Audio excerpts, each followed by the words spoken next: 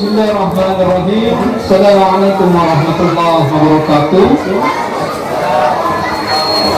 Alhamdulillah, salatu wassalamu ala Rasulillah Muhammad sallallahu alaihi wasallam. Adik-adik sekalian, dengar. Halo adik-adik. Coba, kalau saya bilang anak soleh, jawabnya ingat tidak? Kalau saya bilang anak soleh, bilang apa?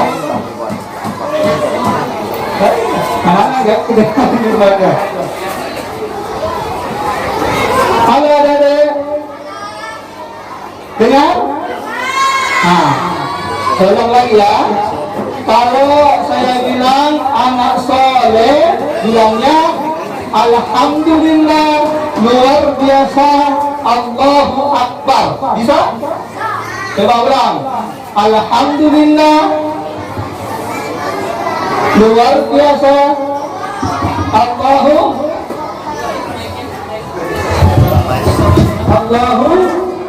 Oke, ulang lagi. Anak soleh.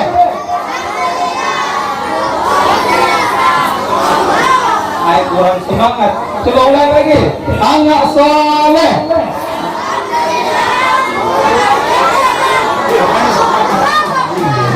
Baik, bapak-bapak, ibu-ibu, ribut ya. Mudah-mudahan fokus. Alhamdulillah, terima kasih telah mengundang kami untuk menyampaikan sedikit ilmu yang kami miliki. Makanya kami mengucapkan subhanaka la ilma lana illa ma 'allamtana innaka antal alimul hakim wa tub 'alaina innaka antat tawwabur rahim. Rabbi shrah li sadri wa yassir li amri wahlul 'uqdatam min lisani yafqahu qawli. Baik, bapak-bapak dan ibu-ibu sekalian yang saya hormati, hari ini kita dalam acara halal bihalal. Jadi acara halal bihalal merupakan tradisi tahunan kita orang Indonesia. Kenapa sampai ada halal bihalal ini? Ternyata ulama-ulama kita dulu itu kenapa mengadakan halal bihalal? Karena kita ini banyak melakukan kesalahan. Makanya mereka terpacu dalam sebuah hadis yang diriwayatkan oleh sahabat yang mulia Abu Hurairah radhiyallahu anhu, diriwayatkan oleh Imam At-Tirmizi, di mana Rasulullah bersabda, rahimallahu abdan, Allah merahmati seorang hamba. Hamba yang mana yang Allah rahmati? Yaitu hamba yang dia berbuat zalim, baik secara amal perbuatannya maupun hartanya kepada saudaranya. Maka kata Nabi, kalau ada orang yang seperti itu lalu dia meminta dihalalkan sebelum qabla ayyukhadha, sebelum ajal menjemputnya, maka itulah orang yang rahimallahu abdan. Makanya lahirlah tradisi yang namanya halal bihalal. Ada dengar? Kenapa tadi ada halal bihalal?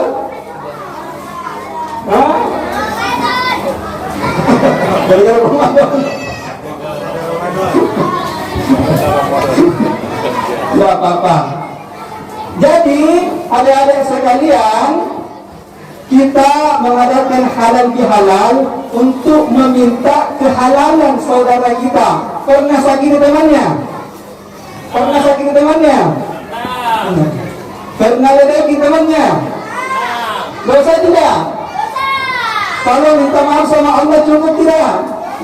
Tidak cukup. Tapi harus meminta maaf sama orangnya. Makanya kita minta dihalalkan. Makanya itulah lahir yang namanya halal bihalal. Seperti itu awal mulanya. Jadi halal bihalal ini kita menyambung yang namanya silaturahim. Apa itu silaturahim? Hah? Ada apa silaturahim? Bagaimana? Nah, silaturahim itu silah seakar kata dengan salat, yaitu hubungan yang sangat kuat. Kalau salat, kita menghubungkan hubungan yang sangat kuat sama Allah. Kalau silaturahim, menghubungkan hubungan yang sangat kuat kepada rahim yang serahim. Jadi silaturahim itu maknanya sebenarnya singkat, pendek, tidak luas. Jadi dia termasuk siapa yang termasuk di dalam rahim, yaitu bapak kepada anaknya, ibu kepada anaknya, sesama saudara, ponakan, itu semua termasuk silaturahim. Kalau lebih luas namanya ukhuwah Islamiyah. Tahu apa ukhuwah Islamiyah atau persaudaraan se-Islam? Nah, ini kita tidak tahu yang mana yang kita mau perdengarkan, bahasa bapak kah, bahasa anak-anak itu tidak pakai. Oke adik-adik, anak soleh.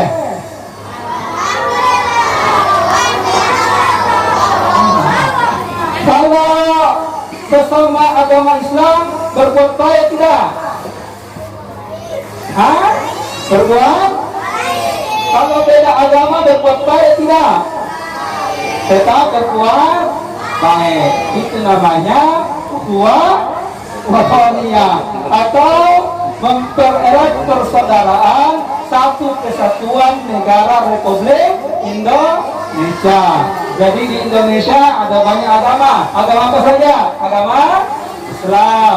Ada agama Kristen. Ada agama Katolik. Ada agama Hindu. Ada agama Buddha. Semua saudara kita satu kesatuan negara Republik Indonesia. Kita ternyata anak yang dua. Nah, kemudian kalaupun misalnya tidak satu negara, tapi ada yang di Amerika, ada yang di Jerman, ada yang di Belanda. Nah, tetap berbuat baik tidak? Berbuat baik. Itu namanya ukhuwah insaniyah atau persaudaraan sesama manusia. Nah, sampai sini paham ya? Nah, kemudian kalau bukan manusia berbuat baik tidak? Kepada kucing berbuat baik, kepada ayam. Nah, maka berbuat baik kepada semua makhluk ciptaan Allah. Pintar ternyata anak yang di sini ya. Nah, anak saleh. Nah, hari ini kita akan ceritakan satu kisah sahabat. Namanya Abdullah bin Mas'ud. Siapa namanya? Nah, Abdullah bin Mas'ud. Siapa yang namanya Abdullah di sini? Ada?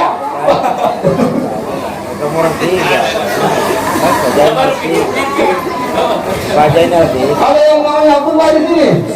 Tidak ada. Nah, ini juga untuk ibu ya. Memberi nama anak itu ada 3 kategori. Yang terbaik, yang baik, dan dibawanya lagi. Yang terbaik adalah nama yang langsung disebut sama Nabi. Kata Nabi, nama yang terbaik adalah Abdullah dan Abdurrahman. Nah, kebetulan kami dua. Tidak ya? Itu kata Nabi. Maka kalau ibu punya anak, kasihlah nama yang Nabi langsung kasih, yaitu Abdullah dan Abdurrahman. Makanya rata-rata itu sahabat Nabi namanya Abdullah. Abdullah bin Umar, Abdullah bin Mas'ud, Abdullah bin Abbas, banyak lagi Abdullah. Hanya saja kalau pakai nama Abdullah ibu, jangan lagi pakai nama birunya, karena kan lain bapaknya. Misal namanya bapaknya Zainal, dia kasih nama Abdullah bin Mas'ud bin Zainal. Itu kan nanti kan pusing Pak Tawar. saya nikahkan Abdullah bin Mas'ud bin Zainal. Pasti kalau tanya yang bapak ini Mas'ud atau Zainal. Makanya ada juga yang langsung singkat, yaitu Ibnu Mas'ud bin Zainal. Misal, walaupun Ibnu itu singkatan Abdullah bin. Jadi yang nama yang terbaik yang pertama yang disebut sama Nabi, Abdullah dan Abdurrahman. Yang kedua adalah nama-nama orang soleh dari golongan siapa? Minan Nabiyyin, dari golongan Nabi. Kasihlah nama Ibrahim, Musa, baru ini masuk Ismail, Ismail, Ishak, itu. Zainal belum. Yang kedua, minas siddiqin, dari orang-orang siddiq, minas syuhada, kasihlah nama-nama sahabat. Nama-nama orang-orang soleh, minas salihin, misalnya Zainal, Zainal Abidin. Itu semua nama-nama orang soleh. Jadi yang terakhir, kalau memang sudah terlambat, ya kasihlah nama-nama yang mengandung doa untuk anak-anak kita. Misalnya rezeki, berharap rezekinya banyak.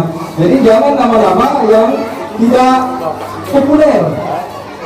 Nabi tidak sebut, kalangan Nabi tidak disebut, tidak juga didoakan. Misal dikasih nama begini, dikasih nama kalau di Makassar Sampara, Sampala, itu tidak ada arti maksudnya. Oke, kita lanjut. Adik-adik, siapa tadi namanya? Abdullah bin Mas'ud. Yang dibacakan dengan siapa namanya? Abdullah bin Mas'ud. Jadi Abdullah bin Mas'ud ini seorang sahabat Nabi yang masih muda, masih kecil, masih remaja. Dia kurus, dia pendek. Kan kalau kita lihat orang-orang Arab, rata-rata tinggi badannya, ganteng-ganteng, mancung-mancung. Tapi Abdullah bin Mas'ud itu kecil, kurus, bahkan betisnya sangat kecil. Sahabat-sahabat yang lain ada yang tertawai Abdullah bin Mas'ud karena betisnya yang kecil. Tapi apa kata Nabi? Kalian sudah menertawai seseorang yang kedua betisnya lebih baik pahalanya dibanding gunung Uhud. Itu Abdullah bin Mas'ud. Jadi jangan kita pernah mencela orang lain karena fisiknya. Boleh jadi dia lebih baik daripada kita. Ada dengar lagi? Ya, baru kita cerita. Anak saleh.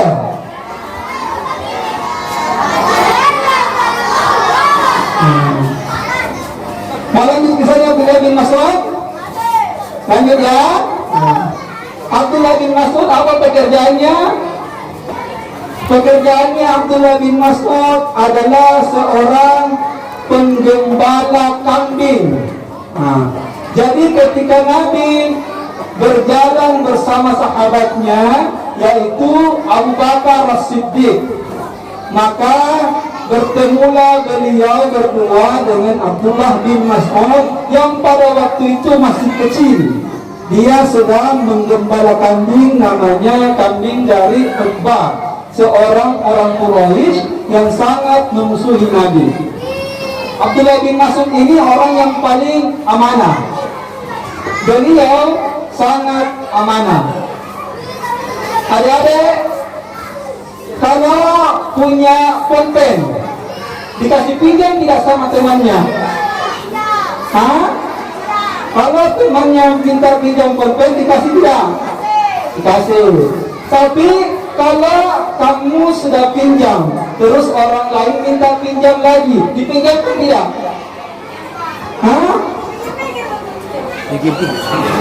Misal siapa namanya ini? Ibas. Ibas. Ibas. Yang satu? Awan. Misalnya Dimas mempunyai tip X. Tahu tip X? Dimas punya tip X, dipinjam sama Alwan. Dimas kasih tidak? Kasih pinjam ke Alwan, itu orang baik. Tapi tiba-tiba Samsul pinjam sama Alwan, dikasih tidak? Dikasih tidak? Kalau Samsul pinjam kepada Alwan, miliknya Dimas. Dikasih tidak? Tidak, harus minta izin dulu sama dinas, karena itu sudah diamanahkan. Ya, jadi harus minta izin sama yang punya dulu. Nah, jadi zaman kita sekolah dulu, Bu. Bukan kita ya, saya. Zaman saya sekolah dulu, Pak, Bu, itu kalau punya titeks di kelas, jangan harap kembali. Kita punya titeks dipinjam sama bangku belakang. Ternyata bangku belakang pinjam lagi dari bangku belakangnya. Bangku belakangnya lagi pinjam di bangku belakangnya. Begitu kita cari, tiba-tiba tidak ada. Iya kan? Akhirnya saya termasuk anak yang tidak pindah dari titeks di sekolah. Karena saya dapat pinjam. Karena kenapa? Kita tidak amanah. Meminjamkan boleh, tapi kalau milik orang tidak bisa kita pinjamkan karena itu milik orang. Kita harus minta izin dulu kepada yang punya.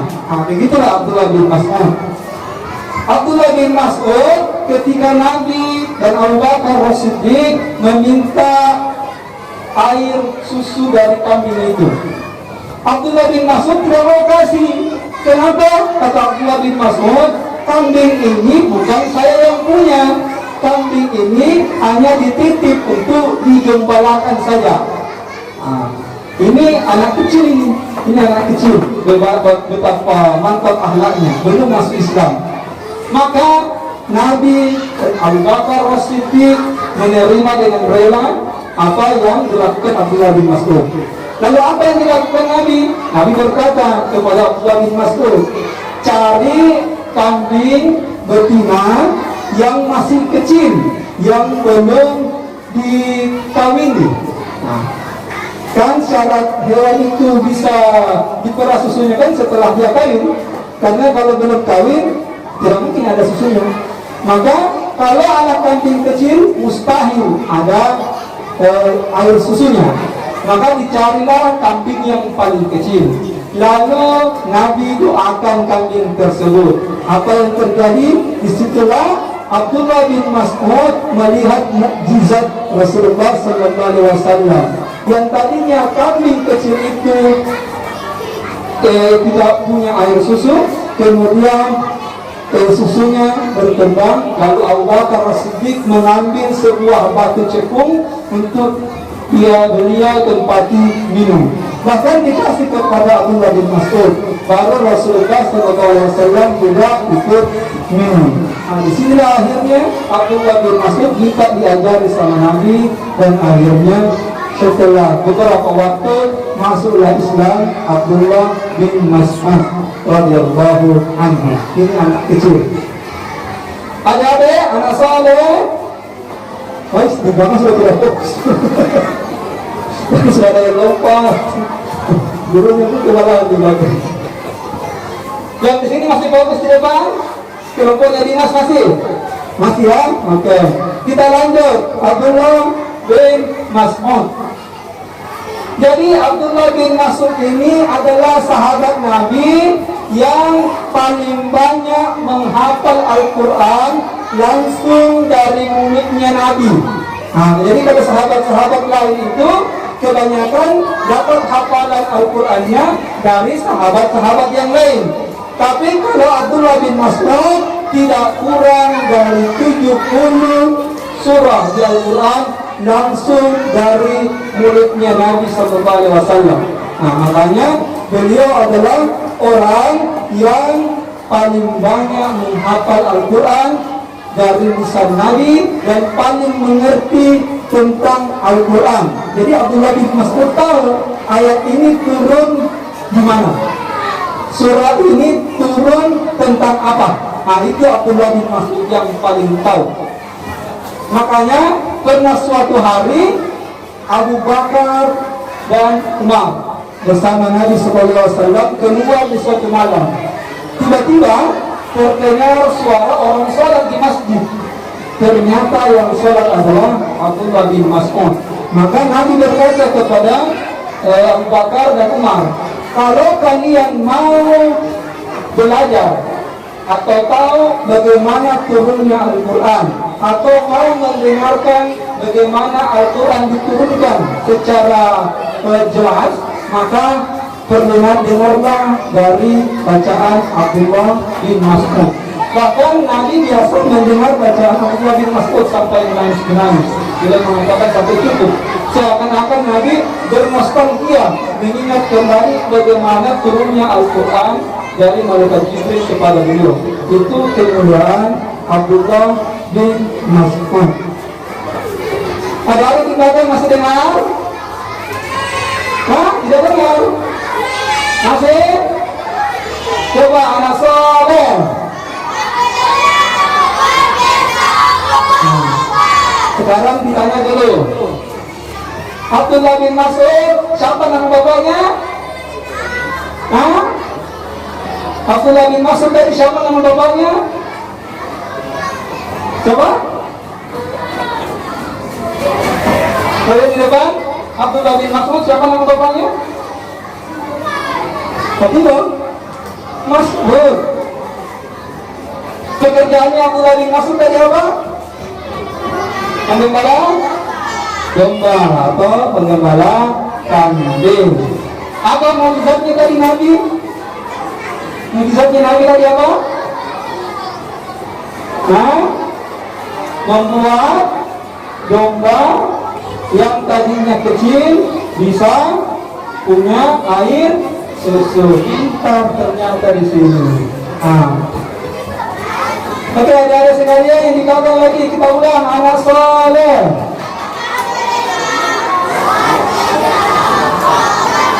Oke, terakhir kita ceritakan bagaimana meninggalnya Abdullah bin Mas'ud. Jadi Abdullah bin Mas'ud ini meninggal di dunia bukan di zamannya Nabi. Kenapa? Karena dia masih muda waktu itu. Bukan juga di zaman setelah Nabi. Siapa yang jadi presiden khalifah? Siapa? Abu Bakar As-Siddiq. Kemudian sesudah Abu Bakar siapa? Umar bin Khattab. Yang ketiga siapa? Utsman bin Affan. Yang terakhir siapa? Ali bin Abi Thalib. Jadi Abdullah bin Mas'ud ini meninggal di masa kekhalifahan Utsman bin Affan. Jadi suatu hari ketika Nabi masih hidup, suatu hari di luar tenda Abdullah bin Mas'ud melihat ada api unggun. Ternyata ada salah seorang sahabat Nabi yang meninggal. Ternyata yang turun di bawah kubur adalah Rasulullah SAW yang menguburkan sahabatnya. Yang di atas adalah Abu Bakar dan Umar. Maka Abdullah bin Mas'ud itu sangat iri. Kenapa iri? Karena yang menyambut langsung jenazah itu adalah tangan Rasulullah Sallallahu Alaihi Wasallam. Disitulah sangat iri sekali Abdullah bin Mas'ud. Apa kata Abdullah bin Mas'ud? Seandainya saja saya yang menjadi jenazah itu, alangkah senangnya dia. Karena ternyata beliau meninggal di masa Utsman bin Affan radhiyallahu anhu, yang saat itu yang memimpin salatnya adalah salah seorang sahabat namanya Ammar bin Yasir radhiyallahu anhu. Saya kira cukup begitu karena sudah setengah jam. Adik-adik juga tidak jadi ya. Kita tutup dengan doa. Subhanakallahumma wa bihamdika asyhadu an la ilaha illa anta astaghfiruka wa atubu ilaik. Walhamdulillahirabbil alamin. Assalamualaikum warahmatullahi wabarakatuh. Waalaikumsalam.